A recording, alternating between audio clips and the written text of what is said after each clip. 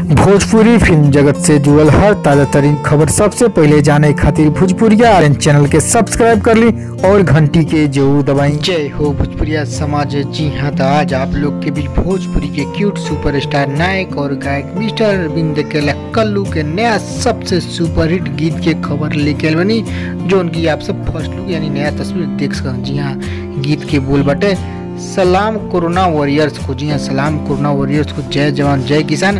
जो उनकी कहल जाए कोरोना से परेशान पूरा विश्व खतरा कल्लू के नया उपहार बटे, जो उनकी देश गीत जो उनकी लोकगीत वर्जन धमाल मचाई, ये आपसे भी चाहिए। जी हाँ, तो ये गीत नया तरोताजा रिपोर्ट कुछ खबरी के लेके आए बनी, तो आप सब वीडियो के अंत तक देखिए, सारा कुछ रिपोर्ट डिटेल साथ जान सके।